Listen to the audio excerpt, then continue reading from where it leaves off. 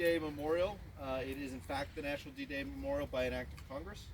We received no support from the United States government or from any state government. It is all privately supported, and we'll talk about why that is in a minute. But my name is Dave Legassi. I'll be your guide today. I go by Dave. I really like questions, so if anybody has questions or I don't give you anything that's complete enough, feel free to ask. I'll be sure to try to do my best to answer. In the meantime, anybody here serve? Where'd you serve, sir? 6 years.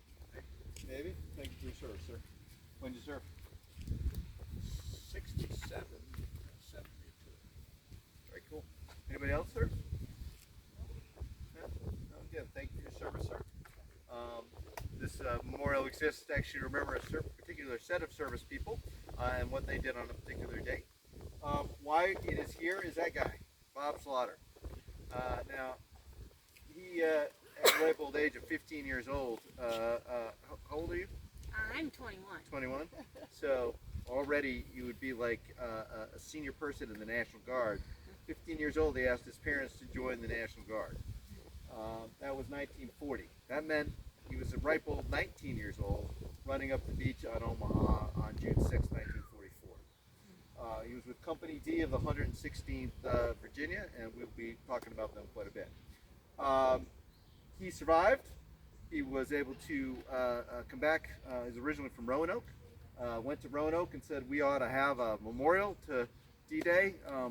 This particular community, this entire area of Virginia, in fact, played a very key role on D-Day. I thought it'd be a good place for a memorial. Roanoke, of course, said, how you guys doing? Roanoke, of course, said, we're not doing it there. Thank you very much. So came here to Bedford because of a group of guys called the Bedford Boys. Has anybody heard that term before? Mm-hmm. Because the Bedford Boys, Bedford donated 11 acres originally up here and now 54 acres to build the memorial. Mr. Slaughter also had some really good friends. He happened to be the one of the consultants on the beach scene for a small movie called Saving Private Ryan, which made him good friends with a bunch of guys with a lot of money who donated to help get the memorial started. And so it's been privately funded ever since then. And so why don't we walk this way and we talk a little bit about the Bedford Boys. Feel free to join. Come on. So the Bedford Boys. Back then and still today, the National Guard is organized by community. So the 116th is part of the 29th Infantry Regiment, 29th Infantry Division. 29th is a National Guard unit, at least it is now. So Company A of the 116th happens to be all from Bedford. So there are 170 young men who signed up for the National Guard. Now, why might you sign up for the National Guard in the 1930s and 40s? Well, this was a real hard-hit area in the Depression. A lot of farming communities, a lot of canning operations. All of that suffered tremendously during the Depression. And so signing up for the National Guard gave you a nice 50 uniform and $1 a day for every day of service. $16 for the summer. So you get some travel days. And that was real money. So a lot of young men signed up. There's another reason why a lot of people signed up. By 1940, the United States was actively considering the first peacetime draft in the history of the United States. And so if you wanted to serve with your friends, you needed to enroll in the National Guard. Because if you actually got drafted, you went to the service that Uncle Sam said you should go to, not the service you wanted to. So a lot of guys enrolled. And so at the start, Company A had 170 men from this community. So Franklin Delano Roosevelt's thinking we might get in a war, and we need to be ready for that. So in 1940, in February of 1940, he activated the 29th Infantry Division to active service for 1 year. I'm sorry, February of 1941. Activated it for 1 year of service. Now, of course, Pearl Harbor happens on December 7th, 1941, and then they serve for the duration. The duration means the war plus 6 months, you die or you're too disabled to carry on. So they now find themselves permanent members of the United States military, and they are shipped to England in October of 1942. We've given a ride on the on the HMS Queen Mary. Sounds great, right? Beautiful ship. Used to cross. Wonderful, except for the fact that it was completely retrofitted to fit 10,000 of your closest friends. They slept on bunks that were separated by 18 inches. Serving in the Navy, sir, I'm sure you know exactly what we're talking about. Hut bunks, in fact, on the Queen Mary. So you didn't actually get to stay in your own bunk. You got that bunk for 8 hours. Then you found somewhere else to hang, and then you got a different bunk 16 hours later. But the Queen Mary made the crossing. Welcome to the tour, guys. My name's Dave, by the way, if anybody has any questions. The reason the Queen Mary makes the tour is makes the trip, is that she's actually fast enough to not only outrun German U-boats, but to outrun their torpedoes. She's that fast. So when she actually gets to Northern Ireland, she actually goes across the north part of Ireland and comes down between England and in Ireland to dock at Glasgow. Now, she's got to slow down in that area because there's a lot of rocks, a lot of shoals.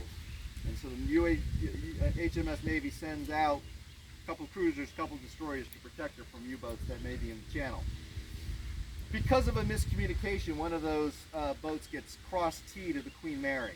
Queen Mary does not stop on a dime, so it runs over that cruise ship. Run over that cruiser. Kills 116 members of that crew. The Queen Mary does not stop. The 10,000 soldiers on that are more valuable than the men in the water, and so they do not risk the Queen Mary to stop. The Bedford boys, including Mr. Slaughter, begin to understand what their future holds for them. They spend the next almost 2 years training, knowing that they're going to be part of the invasion of France when we finally go across the water.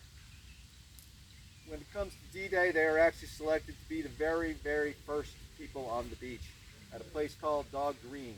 It's extreme west side or right, looking down at France, the right side. It's actually one of the most heavily defended parts of that beach. Their target is called D1, Draw 1. It's a paved road that will get you up onto the main road and allow you to start moving troops onto French soil. So that's their target. They're joined by a small group of guys called the 2nd Rangers. We're going to have specific targets to take out German artillery pieces on the extreme right, the extreme west side of the beach. So they land. The Germans have immense fire discipline. So it's not like the movies. They land, nobody's shooting at them. Boats open, they run onto the beach, still running, still running. When they're too far from the boats to be protected and too far from the seawall and they're in the Germans' killing zone, the Germans open fire. 19 men of this community are killed in Company A, and just from this community. Many more people from Company A are killed because by then it's got people from a lot of different parts of the country within the first few seconds of D-Day. A total of 20 men from this community die on D-Day, and that is why the memorial is here, for their memory. What you see there is that one of the boats on the way in actually hit a German obstacle and flipped. So 36 men in the water. One of those guys was holding a 100-pound radio, so then he unfortunately drowned. It's hard to swim with a 100-pound radio on your back. The other 35 were actually stayed in the water. Now, of the Bedford boys, there were 3 sets of brothers: the Holback brothers, the Stevens brothers, the Powers brothers. Separated everybody into different boats on the theory that you don't want to sacrifice both brothers in the same incident. So Roy Stevens is picked up, and Clyde Powers is picked up and brought back to England on June 6th. On June 7th, in its fine sense of humor, the Army redeposits them on Omaha Beach and tells them to find Company A. They go up to Villers-sur-Mer, they see a bunch of V's. That is an M1 Garand rifle, the rifle held by most infantrymen. It's got a bayonet affixed, a helmet on top. Normally you would see a dog tag there, but the artist left the dog tag off deliberately in this particular photo to stand for any soldier. So Roy Stevens and Clyde Powers go up and see a field of those up at Villers-sur-Mer. Roy is drawn to one of the guns, cleans it off, he finds his brother Ray. Clyde finds his brother Jack a little bit further down the road. They both go on to serve and both actually do make it back home here to Bedford, but it's quite unusual. to understand is this D-Day was the start. There were 243 days of combat total for the 29th Infantry Division starting on D-Day. That by the end of the first month of combat, the ongoing joke was there were 3 29th Infantry Divisions. There was the one in the field, the one in the hospital, and the one in their graves. 202% casualty rate over the course of the war, meaning the entire division was wiped out twice. So that's why we have the memorial here, and that's why we emphasize the particular sacrifice of the Bedford Force. What we're going to do is we're going to go down and talk about the planning for D-Day, go up and talk about the battle, and then spoiler alert, we won, so we have a victory arch. That's why we don't speak German. That is why, this is one reason we don't speak German. Now, for those of you who are history buffs, you should know that in the time of the adoption of the Constitution, there was only one vote away from German being the official language of the United States of America. One of those interesting things. So, whoever has ever planned a surprise party? How'd it go? It did not work. Why did it not work? Oh, some people can't keep a secret. You. Thank you for notice. She couldn't even keep the secret that it was her fault. We're gonna go down this way, guys. So, think of D-Day as the world's largest surprise party. The Germans know we're coming. They know we have to invade France. Invading North Africa and Italy did not work. So they know what's happening. We have to move 160,000 soldiers, sailors, and airmen, 11,000 aircraft, 5,000 boats, and tens of thousands of tanks, trucks, jeeps, and other kinds of sorted equipment across 56 miles of the channel on a day without the Germans knowing what's happening and without anybody spoiling the surprise. It's an immense undertaking. So the guy who's given that job is a guy named Dwight D. Eisenhower. He becomes President of the United States, of course, but his job in December 23rd, 1943 is to become head of SHAEF. Acronyms in the military. They go hand in hand, as do patches. Everybody wants a patch, everybody wants an acronym. So if you look on the wall back there, you'll see the patch for SHAEF. SHAEF stands for Strategic Headquarters, Allied Expeditionary Force. I didn't come up with the name. You would have thought they came up with, like, you know, something cooler, but they didn't. You'll notice that it's got a flaming crusader sword. That is to liberate Nazi Germany. The black stands for the occupied territory of the Nazis. The colors of above the sword pick up one color from at least each one of the 12 countries that participated in D-Day. So it was not just the United States, England, and Canada. If you look behind you, you see behind the memorial all the flags of all the countries that did in fact participate. The question will happen, I'll tell you, the reason the flag of the United States is not at the right is because of the shootings in Texas. The American flag is flying at half-staff today. The American flag could never fly below the flag of another country. So our main flag pole is actually taller than all those flag poles. So our American flag is at our main, but is not up behind the memorial today. So those are all the countries that participate. It's an immense operation. And the blue, of course, stands for victory. If you look at our garden, it is actually laid out in the shape of the patch. We have our flaming sword, our green grass instead of black. I guess we could paint it, but we don't. Please enjoy the flowers. We just put them in. The deer will eliminate them sometime in the next 2 to 3 weeks, as soon as they find out they're there, but we just planted them, so they look good right now. So we're laid out, in this English formal garden is laid out in the shape of the patch. Why an English formal garden? That is where the planning for D-Day occurred, in a villa estate in Southampton, England. Interestingly, the English count places where you sit in a building and plan things as part of the Navy. So actually, and they are called stone frigates. So the estate at Southampton was a stone frigate in Her Majesty's service, and that's where these gentlemen who proposed the headquarters of the SHAEF command participated. So we'll talk about each one of them a little bit, and we'll talk about the invasion. I'll talk about Eisenhower down there. Omar Bradley is in charge of U.S. ground forces. He will become an Army commander once he's on the ground, but initially on D-Day he is in charge of the 4th, 29th, and 1st Infantry Divisions. The next guy is sort of interesting. Any math majors here? Any people like math? I always ask the school kids that, and the only person that ever raises their hand is the math teacher, which is interesting. So Bertrand Ramsay was an admiral. He was responsible for first getting all the boats across the channel, and then using them to continue to not only resupply, but to bring more troops onto the beach. Right? We had 6 divisions and 3 airborne divisions participate in D-Day. We would have loved to have more.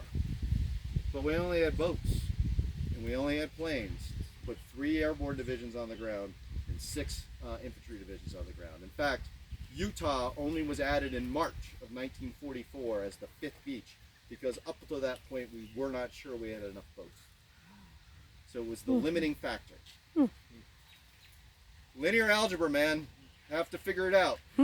He actually got 983 separate boats from 9 separate ports in England to cross the channel and arrive off the Utah beach roughly simultaneously. Wow. So that's one of 5 beaches. And then the next day, you needed to do it all over again, right? So 67 pounds of equipment per person on the beach in order to keep them in the field every day. And you're not even talking about taking the people back who need hospitals. So amazing. He helped develop some of that supply chain that we still use today in our corporations. Wow. The next guy is a guy named William Tedder. William Tedder is actually number 2 in charge. A lot of compromises around whether the English or the Americans were going to be the dominant leaders. But Tedder also had something else to contribute. What do you think the United States military really appreciates the most when you're an infantryman on the ground and you're under heavy attack? Y'all watch the movies? Cigarettes. I'm sorry? Cigarettes. Yeah, the cigarettes are nice. We'll talk about cigarettes in a minute. Ammunition. How about, hey, is there an F-16 up there that will come drop a whole bunch of bombs on these guys in Air front of support. me? Yeah. Yes, sir. We got 4 on station. How many you need? Right? That's what an American infantryman or commander can do. Right? They can bring all kinds of firepower.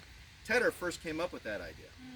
He said, "What? Instead of having the planes based in England, why don't we have them just behind the front lines? Why don't we have Thunderbolts and P-51 Mustangs and Typhoons right behind the infantry so that they can call down air support anytime they need it?" He originated that in North Africa, and by the time of the D-Day campaign, we're going to have the entire 9th Air Force that didn't exist the day before is going to follow the infantry troops literally as they move forward. Y'all remember that scene in Saving Private Ryan where the P-51 Mustang shows up and blows up the tank at the last second? He's the guy who came up with that idea. Room. Operationally, not the idea, but how to actually make it work. There's Dwight Eisenhower. Now we're going to stand here, by the way, guys. Yeah, not over there. So Dwight Eisenhower is in charge. He's in charge for 2 very important reasons. One, and be very careful what term papers you say yes to, right? He worked for a guy named Douglas MacArthur. And Douglas MacArthur said, wouldn't it be great if we had a paper analyzing what it would take to land an amphibious assault force on a defended beach? Hey, Dwight, I got an idea for you. Can you write me a paper? 1938, Eisenhower wrote that paper. He was considered the expert in the United States Army on amphibious landings. Now, curious minds might say, wouldn't you ask the Marines who've already done several landings by that point? Well, inter-service rivalry, nobody wants to ask the Marines. In fact, there are only 2 Marines at Omaha, to which the Army says, so what? And to which the Marines say, thank God. But he's in charge because of his expertise. He's also well known for having a very diplomatic personality. And if you know anything about MacArthur, you needed a diplomatic personality. And so he has that right personality to help hold this coalition together. So we're going to talk about 2 things. So first of all, let's talk about surprise, because surprise is really, really important. In order to have surprise, you have to make sure that nobody knows what the plan is unless they absolutely have to know what the plan is. So you all see that map up there? You might not be able to see it from here, but if you look up underneath that folly, there is actually a map of the northern coast of France and a map of England and all of the routes the boats are going to take and the time that people are going to go. Right? It's all very, very quick. Like the tide comes in an hour later on the English beaches, on the American. All of that's included on that map. And that map is on the wall in Southampton. Is the Bedford where they do the plan. How do you get a wall-sized map up on the wall without anybody seeing it? Well, no, it's on the wall. It's not here it's the ceiling. There it's on the wall. Kids always love this. You print a puzzle. You print a puzzle of the entire coast of Europe from the extreme western edge of France all the way up through Normandy. You cut it into a bunch of puzzle pieces. You put it into a bunch of packages. You send those packages all across England. 5 of them arrive at Southampton. They've got instructions on the back. You put it up on the wall, you get that map. All the rest of the pieces were burned. If you knew the plan, because the Army does a sense of humor, you were called a bigot. B-I-G-O-T, all caps. It doesn't actually stand for anything. It's actually another acronym reversed. But if you were a bigot, you had top secret clearance to see this. How top secret did that clearance need to be? King George V once famously came to Southampton and stood at the door outside the wall, outside the room where that map was located. The sergeant at arms met him there, and as the king moved to go around him, the sergeant at arms matched him. And again, and again, and again, until the king's like, well, I guess we'll move on in our tour. And somebody came up to the sergeant major and said, excuse me, sir, do you know who that was? He said, yes, the king of England. And you didn't let him in the room? Nobody told me whether he was a bigot or not. So I don't know if he's allowed to see that map. I'm not allowed to see it, so I don't see why he's allowed to see it. And that's how top secret it was. Mm-hmm. Right? We also created a lot of ways to confuse the Germans. There was a guy named George Patton. You all heard of George Patton? Mm-hmm. Yeah. Anybody like football here? Yeah. Anybody got a favorite team? San Francisco 49ers. San Francisco 49ers. Okay. Well, in the day, right? Would you have, you know, when they were going to the Super Bowl, would you play without your best quarterback? Well, if you I know, had they no all get choice, you injured. would. Yeah, which is what happened recently. But no, you would go with your best quarterback. Go with your best quarterback. The Germans perceived Patton to be our best general, and they thought he would lead any invasion. So they watched what he was doing very carefully. Now, what they didn't know was he had been relieved of command in Sicily because he had beaten 2 officers, 2 young enlisted men into unconsciousness. They were suffering from post-traumatic stress disorder. He called it yellow belly disease. And Oops. so he had actually beaten them into unconsciousness. He'd been relieved of command and sent back to England. George Marshall himself is thinking about what to do with him. Eisenhower says, I got an idea. Why don't we build an army that doesn't exist around him? 29 divisions that Wow. don't exist, right down to the patch. Holy Right? Everyone's cow. got their own patch, their own like unit histories, and they send guys out on jeeps to like go to like places and talk on radios about what they're doing, even though there's nobody there except them. And the Germans are listening to all this. We hire the Macy's the company that makes the Macy's Day balloons, and we have them make inflatable tanks. And Nuh-uh. we make planes out of plywood. And a telephone pole between 2 tires looks a lot like a howitzer, right? And the Germans are flying over the southeastern part of England, seeing all this, thinking we're going to a place called Calais. One of the 3 options for us to invade. They don't think we're going to Normandy. It's a lot further than Normandy, and Normandy's a lot further from Berlin. Calais is very close to Berlin, and it's next to another very famous beach, Dunkirk. When the English army collapses in 1940, they are told, go to Dunkirk, because it's 22 miles. We have a better shot of getting more of you off, rather than have you become German captives. And the Germans think we're coming back to Calais. That's where the panzers are. That's where their heaviest fortifications are. And we use Patton to convince them that's where we're going. It's very effective. The Germans actually overestimate our truth strength. But don't get me wrong, Rommel thinks we're going to Normandy. And there was once very famously a New Zealand pilot who went into an English bar about 2 weeks before D-Day, and he said, "We're invading Normandy." Why do you say that? I got eyes. I can see where the boats are. I get an airplane. I fly over day. We're going to Normandy. He was kindly arrested before he left the bar and left on Wow. left on suspended detail until after the invasion. At least they didn't kill him. So let's talk about the invasion itself. Got some key decisions that these guys have to make to decide what to do. First and most important is when do you want to invade? Do you want to go in middle of the night? You want to go in the morning, afternoon, tea time? When do you want to show up with your army? Huh? In the morning? Well, we choose the morning here. Every other invasion we had gone in the middle of the night. North Africa, Sicily, Italy. We had attacked about 1 a.m. in the morning. Probably want to be able to see too. Well, two things. One, we knew the Germans were watching for us, and it's really hard to keep 5,000 boats away from prying eyes. So you have to move under cover of darkness. It takes all night to get everybody across the channel. So you gotta, morning has to be morning. Second question, do you want to go at high tide or low tide? How many for high tide? How many infantrymen are there? You go at high tide, right? You know, it's 10 yards between the boat and the seawall at 10 yards.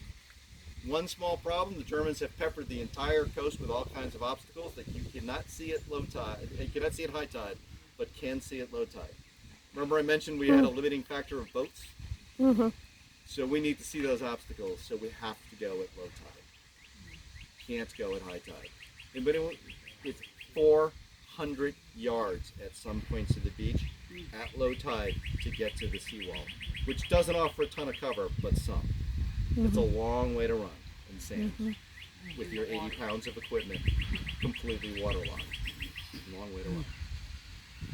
So we're going to go in the morning. We're going to go at low tide. We need one other thing. We're going to drop 3 divisions of paratroopers back there. What do you need for them? Parachutes. They get parachutes, yes. You want to be able to see? See, yeah. Do you want a flashlight? Germans shoot at flashlights. They learned that in Sicily.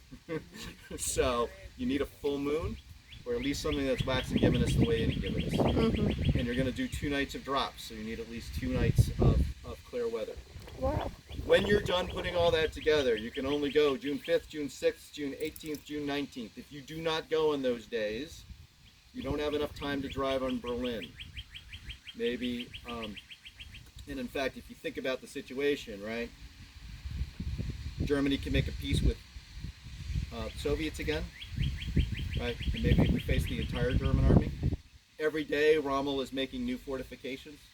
Omaha is such a tough beach to crack because it was the first integrated defense built outside of Calais on the French coast. When I say integrated, reinforcing concrete pillboxes, very difficult to take. Building more of those every day. And then third, what if the Russians get there first? Or the Soviets get there first? What a different world it is if France is on the other side of the Iron Curtain. So we need to go in June. What happens on June 5th? Weather's not too great. Worst weather anybody can remember in the channel. So the Germans and the Americans at each high command each ask the same question.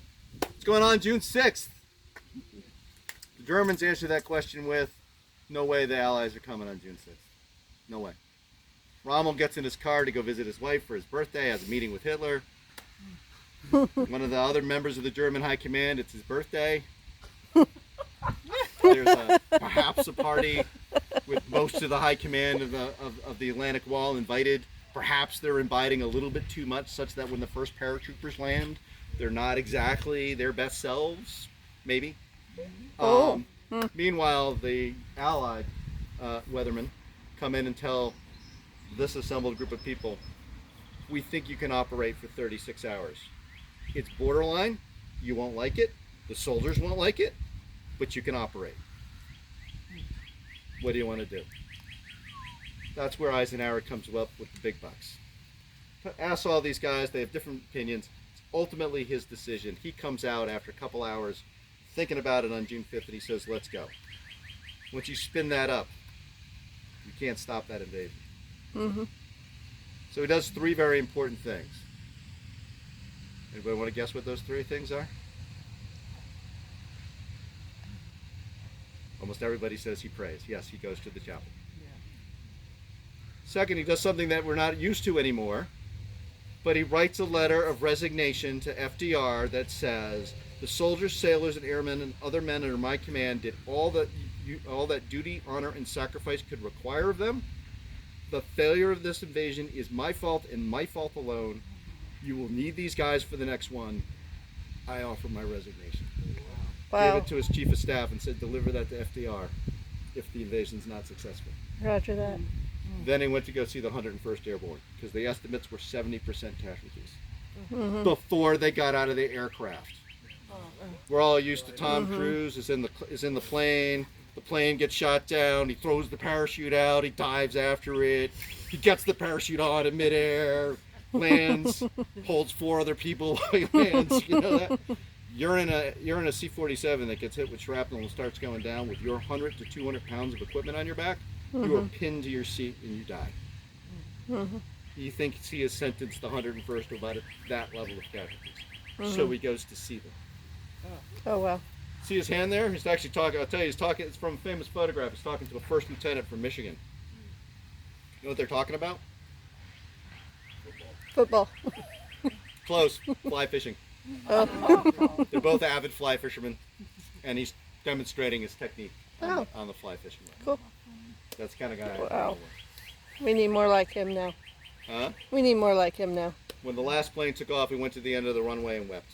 Only time he was recorded to have wept during the war, because they have literally bet it all. If we lose, we can't stay on those beaches. It's probably a year before we can do it again. So, I'm gonna go around this way. Questions, by the way? So we're gonna come up to this guy, Bernard Montgomery, one of the more controversial members of the crew. I like to explain him this way. Anybody ever play high school sports? You know, the guy on the team is pretty good, but not the best, but thinks they're the best, and perhaps thinks they should be the coach. That's Montgomery. Eisenhower once famously said to King George, I think he's after my job. To which King George said, thank God, I thought he was after mine. Captain Z. Mallory is in charge of all the air forces. Right? Now, one of the only time that Eisenhower threatened to resign is when he wasn't given command of the bomber. The bomber command wants to win the war by bombing Germany into submission.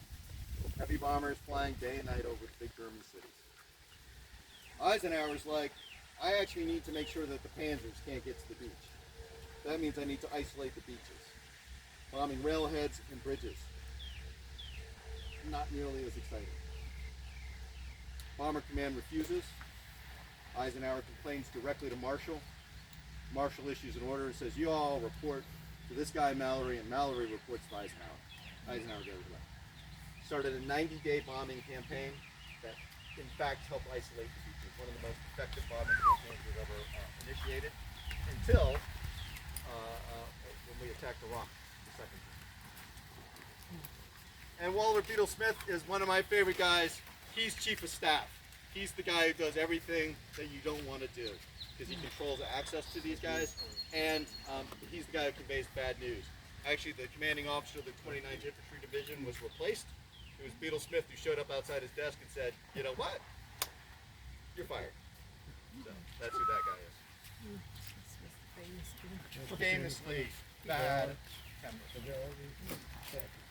All right, we're going to come around this way. On this wall here, we have all of the units that actually landed on DA. On the left side are the English and Canadian units. On the right side are the American units. All right. Now, these are integrated operations. Anybody know what the biggest criticism of Saving Private Ryan is? The boats that they're riding in are American boats. The 29th Infantry Division actually went to war in English boats, run by Her Majesty's Service. But There are very few of those boats around and available anymore, and there are tons of the American ones, so they were able to get the American ones, not the British. So that's why it's that way. This is Eisenhower's order of the day. Now, Eisenhower gave an order of the day. Every day he was in charge of shape. But this is the important one. This is like the Second World War's Gettysburg Address.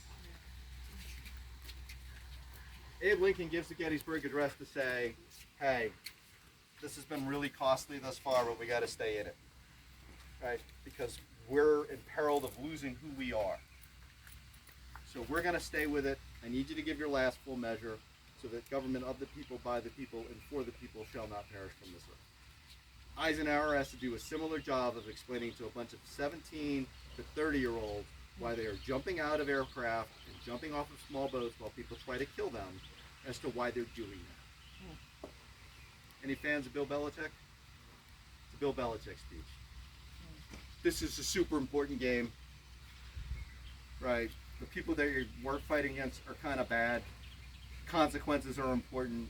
You've got people to free in another country. They're a really good team. Right, I've watched all their videos. They're a good team. They're going to fight hard. But we've gotten you ready to fight. You know what you're doing. So do your job, and God's on our side. Roger that. So impactful to the soldiers that Bob Slaughter actually had 75 members of his company sign his version of his copy of the order, and on the day he died, it was in his wallet. And if you've been in the Ed Hut, you can see our version. You can see our copy of it. We do have the original, which is in the process of being preserved, so that it doesn't further deteriorate. Okay, now we're going to go talk about the battle. There are on Omaha landing the Big Red One, the 29th, which is a National Guard unit, and on Utah Beach, it's the Ivy Division, the 4th Division. Now both the Ivy Division, we're going this way, the Ivy Division and the Big Red One are experienced divisions. In fact, the Big Red One we like to call the unluckiest unit in the United States Army at that point, because they have already been involved in the invasion of North Africa, the invasion of Sicily. They've landed at Anzio, and they're brought back to England just in time for the Normandy invasion. So you remember that scene in Saving Private Ryan where at the end of the first battle, he's got those little vials of sand, and he puts some sand in and he caps it up, and he writes France on it and throws it in. And there's a vial there that says Sicily, and a vial that says Italy, and a vial that says Africa. That is the director's nod to the Big Red One. Because he doesn't talk about the Big Red One, he doesn't focus on the Big Red One. He focuses on the 29th Infantry Division. And Tom Hanks is actually based on a real character. So now we get to the real, like, getting small on the beach. Remember, there are 5 beaches, right? This is half of Omaha. And this is where the 116th is going to land. All of these things that you see here, you got to imagine when you're coming to that beach, that's 75 to 100 foot bluffs. They are, these solid things are fortifications. As I said, the Germans built this as a series of interlocking defenses. This thing that's sitting here, for example, has 275 millimeter howitzers that designed to only hit the beach. Right? They also have 12-inch guns here and on the other side that are only designed to fire out at ships at sea. So the Germans have this whole thing triangulated. You don't actually need to be very good at fighting as long as you can pull the trigger and point the gun in the general right direction. Because you're behind all these concrete fortifications. That's where these guys are going. If you remember the start of Saving Private Ryan, it says Dog Green Omaha. Here's Company A, that's the Bedford boys. So as you come up, you have to ask the question, why the 29th and why the 116th? I have a theory. One historian agrees with me, some don't agree with me, and I acknowledge the fact that they did really, really well in their training. But anybody want to guess who the 116th very first commanding officer was? I will tell you that they're the oldest unit in what became the United States Army. George Washington during the French Indian War. Wow. Right? They were under the command of Robert Gates, the commanding officer at Saratoga. I'm sorry, at Braddock's defeat in the French Indian War. They served in the First World War. In the Revolutionary War. In the Civil War, they're from Virginia, so they serve on the Confederate side. They serve under a gentleman named Stonewall Jackson, and they become the Stonewall Brigade. That is still their moniker to this day. Mm-hmm.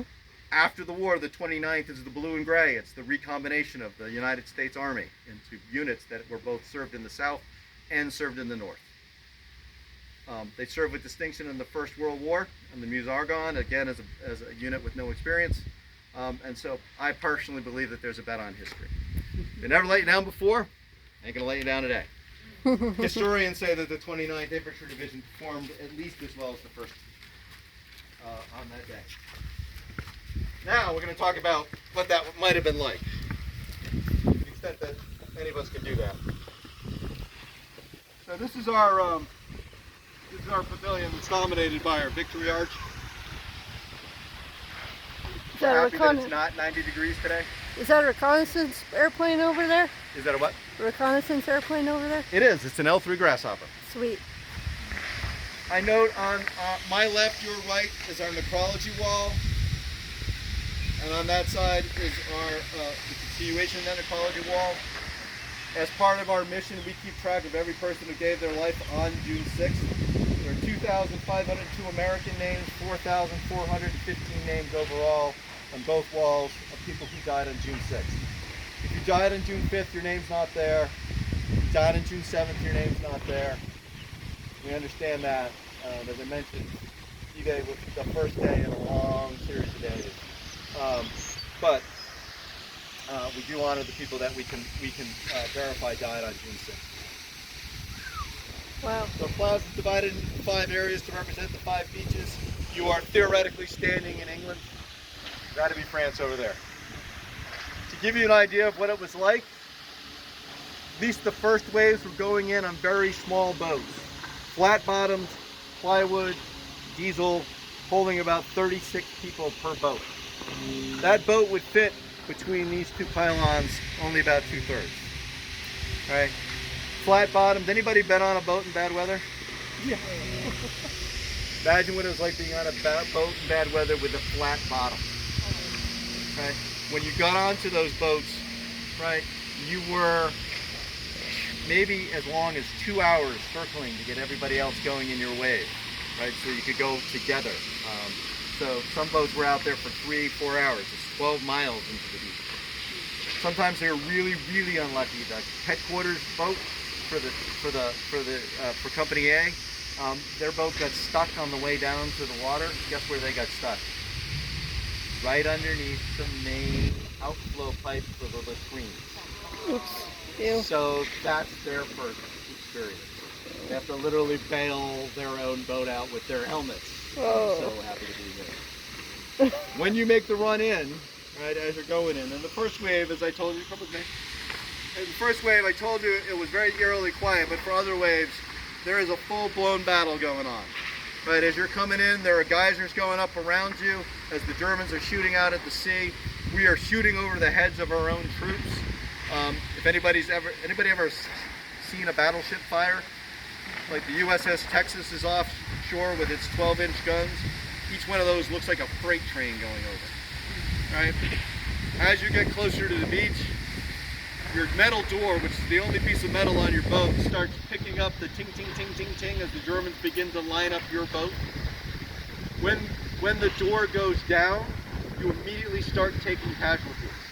In fact, many people go over the sides rather than try to go out the front because the casualties are so high coming out the front. When you get out of the boat, if you're really lucky, you stepped onto the beach, right? And what you're looking at looks a lot like looking through this, right? You'll see people lying on the beach who are dead. You'll see other troops wading in. You'll see other people running up the beach. That's the view you get. If you're really lucky, as I said, you land on the beach. If you're really unlucky, you jump into something like 6 to 8 feet of water with 80 pounds of gear on. You have a Mae West vest that you're supposed to be able to inflate, but many of those Mae West vests can't get people's heads above the water. So you have to get your equipment on. Many, many men drowned without ever firing a shot, without ever stepping foot on the beach. Once you get onto the beach, as I said, you have up to 400 yards to run. That starts contracting during the day because the tide's coming in. But that means if you're wounded right, you now run a risk of drowning. So you have to stay ahead of the water to get to the seawall. When you finally get to the seawall, the unit that you got into that boat with does not look anything like what you're looking at when you get to the seawall. If you're a corporal, you may be the most senior person around. So let's ask the question, how do we get off the beach?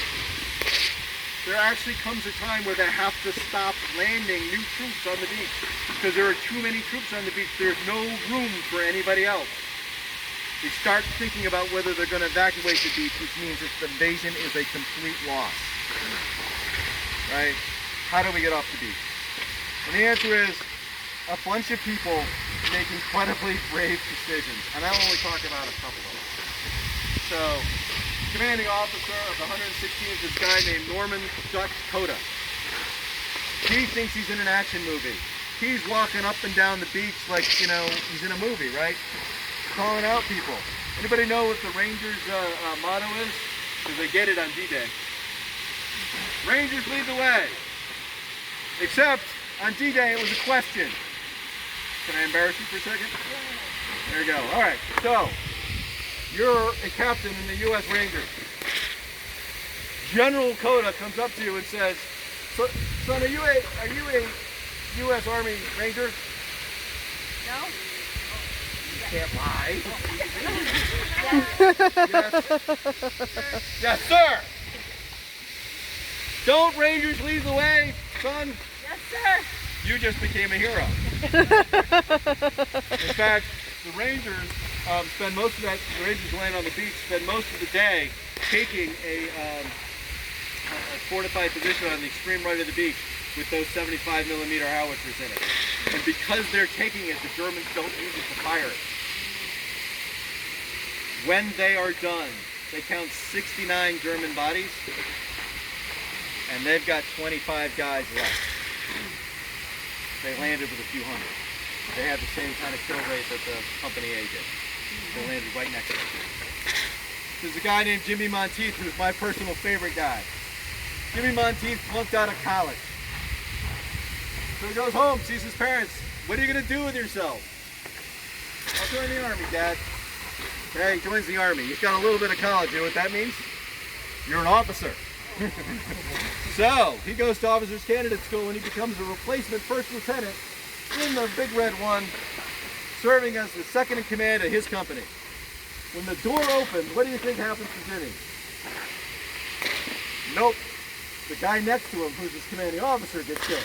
So Jimmy's in charge. Oh no. Jimmy gets to the seawall with enough of a unit that he's actually able to look up the E1 draw and think, we could probably take that. One small problem, big pillbox at the top, made out of concrete, large howitzer pointed down. Infantry has nothing to stop that. Casualties would be ridiculous going up it. So what do you need? Air support. Close, you need a tank. Oh. You need a tank. We saw a couple on the beach. So he runs back out on the beach. About halfway to running on the beach, he realizes he's standing in the middle of a minefield. Oh no. I made it this far, I'm going to keep going. He goes out to the beach, finds two tanks. How do you talk to a Sherman tank at this point in the war? We're eventually going to learn to build what's called the 3.5mm jack. Y'all like to use that to listen to your music?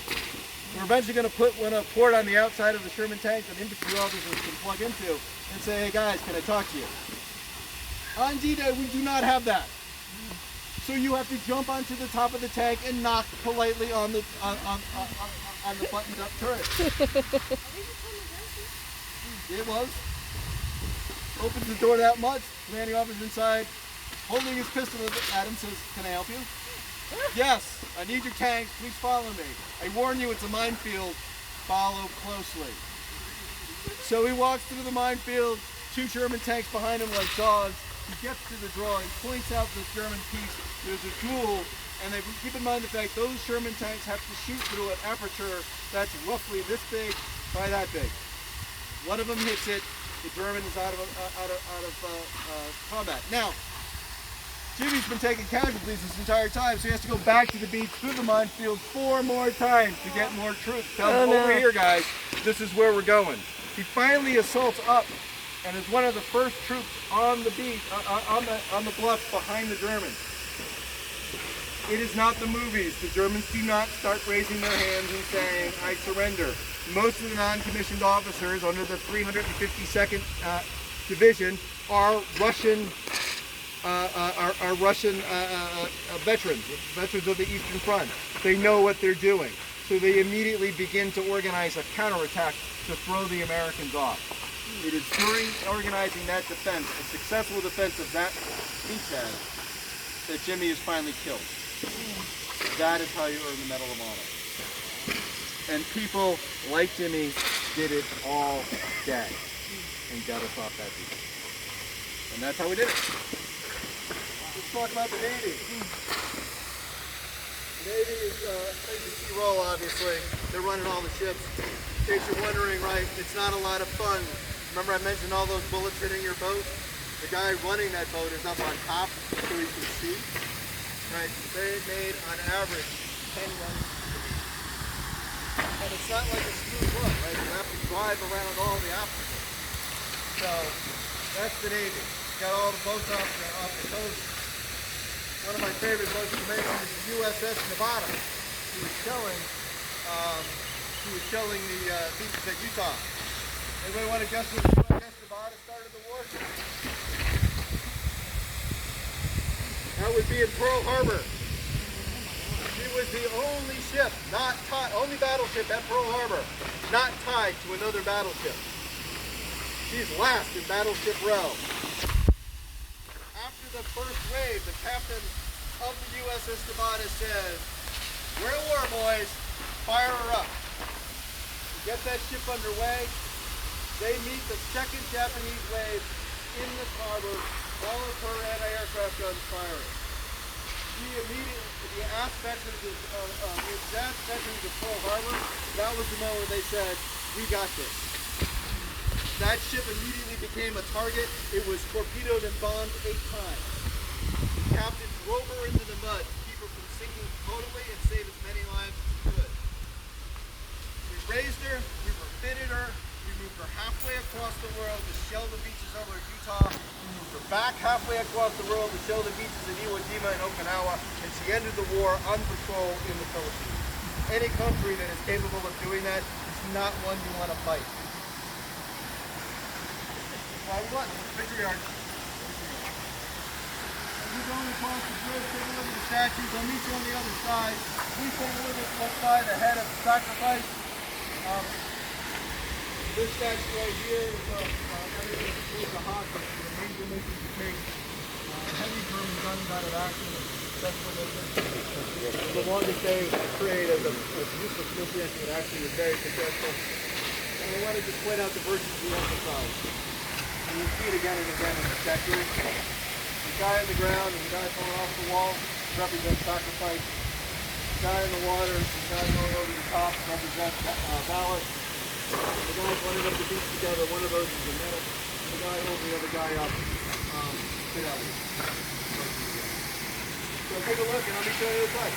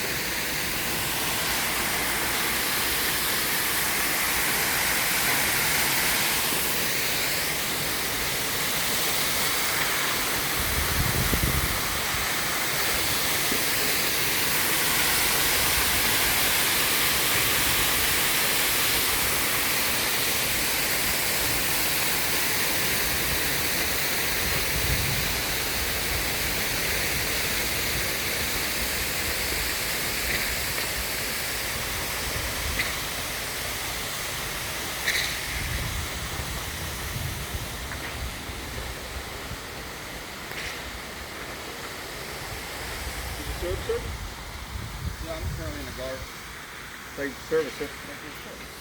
Where you stationed at? Well, I'm in the North Carolina. So. North Carolina.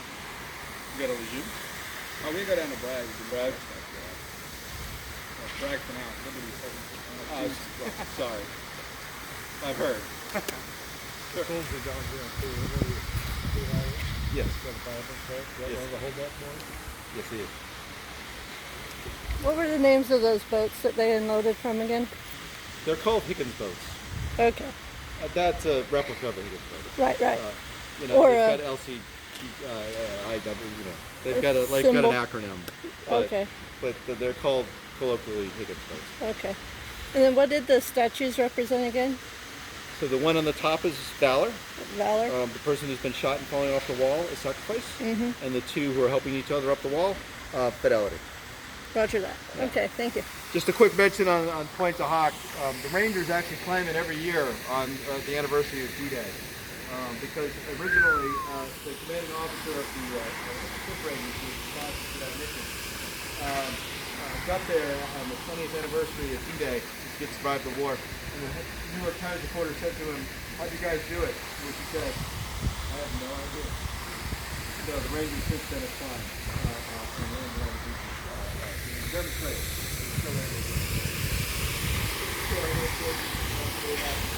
Back to L3 Grasshopper, it is a spotter plane. The Germans love to shoot these things down. First of all, they're made out of plywood and canvas, so they're not really tough targets. Right? So these are the planes that are now flying over the German defenses, calling the USS Texas. One famous New Zealand gentleman with a flying sense of humor says, "Hey gents, I've been following your reports to Texas all morning." He says, "I see a group of tanks that have assembled. Not sure whether they're ours or theirs. I'll let you know in a minute." A minute later he calls back and says, "They're there, and I'm bailing out." But here are the quarters. Oh no. Yeah, so it's interesting guy. You'll notice that the plane is painted with the white striping. What's the biggest risk when you have 11,000 aircraft in the air all together?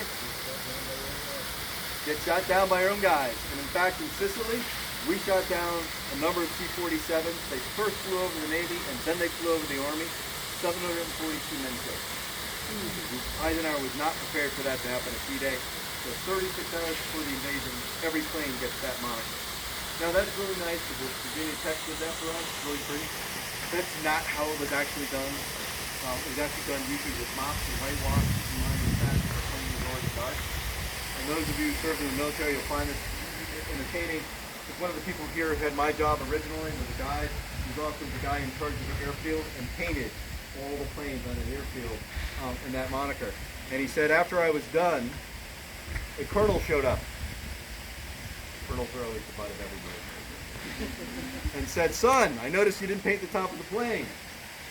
To which he said, "Well, near as I could tell, it would be on top of me." To which the colonel said, "You giving me guff, son? Paint the tops." So they painted the tops. Ellen Kolichuk was also a guide here. A nod to the flight nurses. So we started learning how to evacuate our wounded. We took C-47s, we put 13 beds in them, we landed them on the beach. If you're a flight nurse, that means you're in charge of triage. You decide who gets on that plane and get back to England to go try a hospital. She's good friends with one of our other guides here in hospice. She said, you know, there's three things that still haunt me to this day. One, couldn't send anybody with a head wound. Planes weren't pressurized. So anybody with a head wound could have that head wound open and they might not survive. Two, I always put two boots by every guy's head, even if they never needed both or one of those boots ever again. Gave them hope. Hope is the most important thing, keeping them alive. And the last is she sent the 13 people who would benefit from flying over the channel and being in an English hospital. And she did not care whether you were American or somebody else. And she was told not to care. So that means she left Americans on the beach to take Germans, because they were no longer fighting. It's all about saving life at that point. Something the United States military still does to this day, and probably the only country in the world that does it. We're going to go this way. Do you guys want to take the time to see the Gold Star Memorial? Yeah. Is there something you guys want to say? It's a quick side trip. Anybody know what a Gold Star family is? I'm sure most of you do. I asked the high school kids that. I'm disappointed to see that most of them say no. But maybe that's because it's been a while, right? Gold Star families are families that lose somebody in service while the United States is at war. They were an idea of a guy named Woody Williams, who earned the Medal of Honor on Iwo Jima. He's the guy who famously filled up his flamethrower, I think 3 times, to go up and take out Japanese pillboxes on the island. Interestingly, the first 2 times he took a rifleman with him, but the rifleman didn't come back either time. So the 3rd time there were no takers, and he went by himself. But he did come back, and he made it his life's mission to build Gold Star memorials. 168 communities in the United States either have them or are in the process of adding them. What's key about it is here you see all the statuaries 3D. This statue actually has a hole where the soldier used to be, to emphasize the hole that's left in families when somebody dies in service. So as you come around, you'll see that on the summer solstice. Actually, the soldier is perfectly reflected. It's designed so that when the sun comes through, the soldier is perfectly reflected in the ground.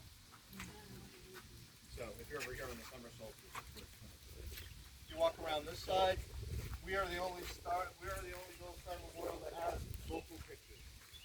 So this is pictures. Instead of pictures of Iwo Jima, it has pictures of Bedford and pictures of the men.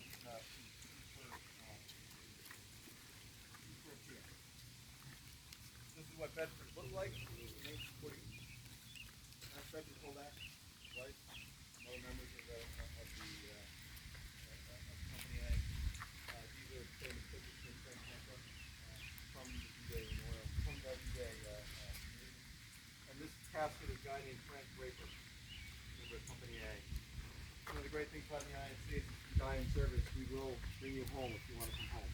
If you don't want to come home, there are cemeteries all over the world where our soldiers are buried, often with the consent and the help of locals from those communities. So Frank Draper actually was one of the 8 who came home.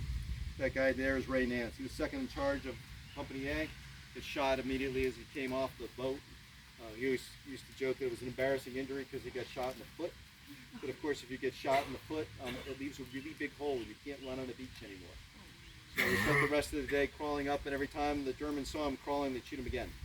Got shot 4 times total before he got to the seawall. Survived, came home, became the local postman. You can imagine what it's like in Bedford, walking door to door, handing out the mail. The widows would meet him. Anything else you can tell me? Can you tell me anything else about my husband, my son, my brother? Behind you are our Gold Star bricks. Families can buy a brick and dedicate it. A number of these folks are from the Company A, like the Holback brothers are here, and Taylor Fellers is here. He was a commanding officer. But there are also people from served in every war since the Second World War who are also Gold Star here. We place them every Memorial Day and every Veterans Day. Okay. Let's go up this way. We'll go back up. We're going to end up our tour up at our arch. Now, as we go, I'll mention Bedford's an interesting place because for such a tiny community, about 3,500 people here, it contributed quite a bit to the world. I mean, you got Ellen Collicutt, you got the members of the Bedford Boys, you got Rob Slaughter. But you also got, anybody see the movie Hacksaw Ridge? That guy? From Bedford.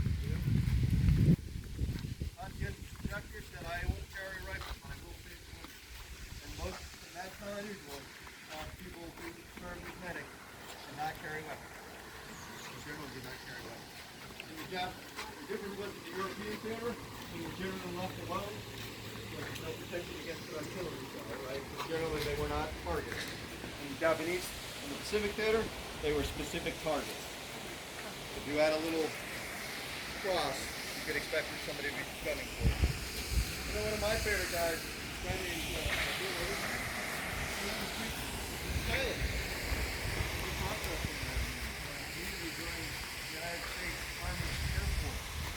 And when once he became a pilot of a P-51 Mustang, he was engaged in the air battle over Paris as we were working to liberate Paris. He ended up in a dogfight with the Me-109, one of the better German fighters, slightly smaller than the P-51. German pilot can't shake Bill. So the German pilot decides he's going to do the one thing that he thinks no one else will ever do. He flies under the Eiffel Tower. The ground on the first level of the Eiffel Tower. Not to be outdone, Mr. Overstreet aims his P-51 and has an idea where the German pilot's going to be for at least a few seconds in time. Unleashes all 650 caliber guns. The German catapults into the Seine, much to the applause of the French folks who are watching. Yes, they are having picnics on the Seine, watching the air battle. Wow. And Mr. Overstreet then takes his P-51 Mustang under the same Eiffel Tower and makes it out the other side, about 4 inches to spare inside. He was quite the guy. He used to give tours here. Oh, wow. I'm sure he's far more entertaining than I am. Oh, I do. Now he's doing a good job. He was quite the guy. I regrettably never met him. But, unfortunately, everybody who served is passing. All right, we'll come up to the Victory Arch. Everything here is symbolic. So everybody want to guess how tall our Victory Arch is? Oh. 44 feet, 6 inches. You had it, right? 44 feet, 6 inches. It's under the Art Deco style platform.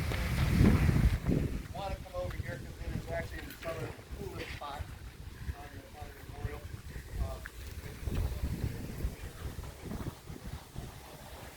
Anybody know what the whole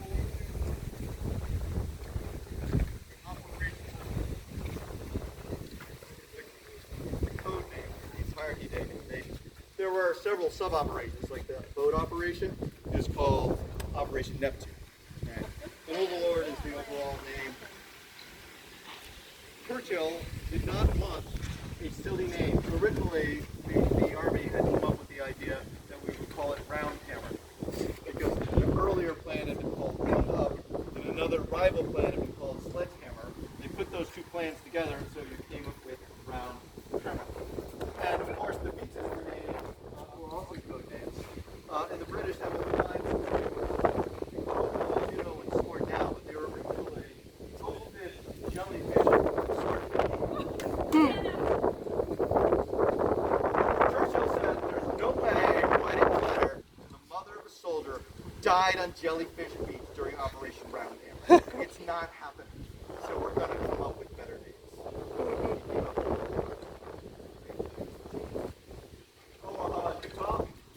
Actually, are very supportive staff to Omaha.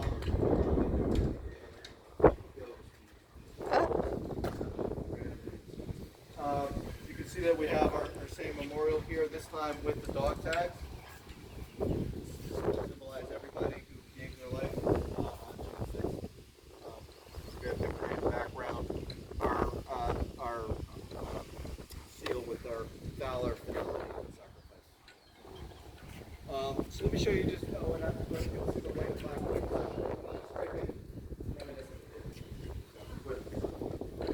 Let me show you one last statue over here. Hopefully you'll get a chance to walk around the memorial. As you might guess, it's countless numbers of plaques you can spend all day reading. My mother-in-law, in fact, has read all of them.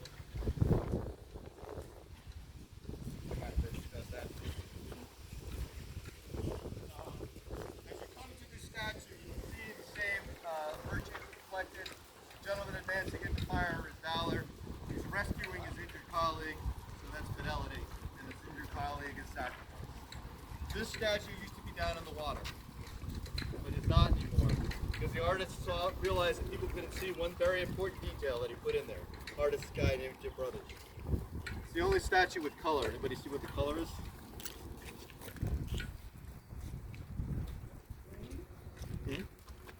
No. It's on his finger.